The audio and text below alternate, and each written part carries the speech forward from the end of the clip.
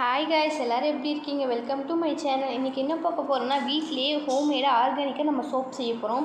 நம்மளோட ஃபேஸில் வந்து அதிகமாக அலர்ஜி இரிட்டேஷன் வரதுக்கெலாம் காரணம் இந்த சோப் தான் நான் சொல்வேன். நம்ம ஹோம்மேடாக செஞ்சு போட்டால், அதுவும் ஆர்கானிக்காக செஞ்சு போட்டால் நமக்கு ஒன்றும் ஆகாது. இப்போ நம்ம குப்பைமேனி சோப்போ பீட்ரூட் சோப் தான் செய்ய போகிறோம். ஃபஸ்ட்டு குப்பைமேனி சோப்புக்கு தேவையானது எடுத்துக்கலாம். இந்த சோப் செய்கிற சிப்ஸ்ன்னு கேட்டாலே நீங்கள் தருவாங்க உங்களுக்கு கெமிக்கல் கடையில். சிப்ஸ் மட்டும் வாங்குங்க, அதிகமாக நுர வரும்.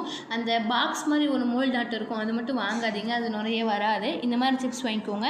அப்புறம் நம்ம வீட்டு பக்கத்தில் இருக்கிற வேப்பத்தலை, குப்பைமேனி, அப்புறம் துளசி, கற்றாழை, இது ஒரு 4 தான் நாங்கள் எடுத்துருக்கோம்.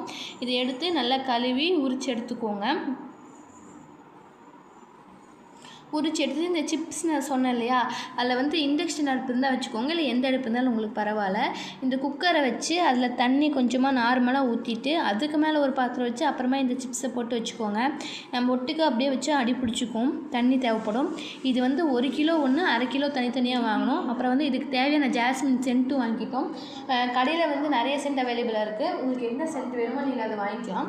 அப்புறமா அது வந்து ஒரு ஆகிறதுக்கே ஒரு 1/2 hour ஆச்சு எனக்கு அந்த உருகிறதுக்கு. அப்புறமா இந்த மோல்டு எடுத்துக்கிட்டேன். மொத்தம் 4 மோல்டு இருக்குது. ஹார்ட்டு, அப்புறம் பாக்ஸ் மாதிரி உங்களுக்கு நான் ஏற்கனவே வீடியோவில் காமிச்சிருப்பேன் பாருங்கள், ரோஸ் அதில் இருக்குது. அப்புறம் வந்து இதில் வந்து நம்ம 1 ட்ராப் இல்லை 2 ட்ராப் வந்து ஆயில் ஊற்றி வச்சுக்கலாம். ரொம்ப அதிகமாக ஊற்றினா நமக்கு சோப்பு வளவளப்பாக இருக்கும், அதனால் வேண்டாம்.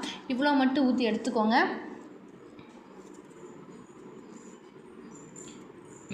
ஊற்றி ஒரு 5 minutes நான் அப்படியே விட்டுட்டேன். அப்புறமா வந்து நார்மலாக பேப்பர், நியூஸ் பேப்பர் இருந்தாலும் எடுத்துக்கோங்க, இல்லை நார்மல் பேப்பர் இருந்தாலும் எடுத்துக்கோங்க. அது மேலே வச்சு அப்புறமா நம்ம வந்து அந்த மோல்டை வச்சு அப்புறமா அந்த சோப்பு ஊற்ற போகிறோம். ஏன் அப்படி ஊற்ற போகிறோம் அப்படின்னா, நம்ம தட்டில் வச்சோம்னா நமக்கு வந்து ஷேப் மாறிடும். அதனால் வந்து நம்ம இப்படியே வச்சுக்கலாம். நான் பேப்பர் வச்சு எல்லா மோல்டும் வச்சுக்கிட்டேன், உங்களுக்கு தெரியும். அப்புறமா இது எல்லாமே அரைச்சிது, வேப்பத்தலை, குப்பைமேனி, அப்புறம் கற்றாழை வந்து அந்த உள்ள ஜெல்லு மட்டும் எடுத்துக்கோங்க. அப்புறமா துளசி எல்லாம் போட்டு எடுத்துக்கிட்டாச்சு. பீட்ரூட் வந்து நான் எது காமிக்கிறேன் அப்படின்னு பார்த்தீங்கன்னா, அடுத்து பீட்ரூட் சோப் செய்கிறதுக்கு தான் காமிக்க போகிறேன்.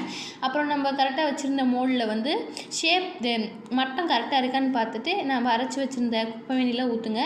நம்ம அரைச்சி ஃபில்டர் பண்ணி வந்து அந்த அடுப்பில் ஒன்று அந்த சோப்போட சிப்ஸ் வச்சுருந்தோம் இல்லையா, அதில் வந்து ஊற்றிக்கணும். நம்ம ஊற்றி ஒரு 5 minutes அப்படியே நல்லா கலக்கிக்கிட்டே இருங்க, அப்போ தான் வந்து கட்டி இல்லாமல் வரும். கலக்கி எடுத்துகிட்டு இப்போ நம்ம வச்சுருந்த மோல்டில் வந்து கொஞ்சம் கொஞ்சமாக ஊற்றி சேர்த்துக்கோங்க. நான் ஊற்றிட்டு உங்களுக்கு காமிச்சிருப்பேன் பாருங்கள். இது மொத்தமாக இது ஊற்றி ஆகிறதுக்கு வந்து 1/2 மணி நேரம் ஆச்சு கரெக்டாக.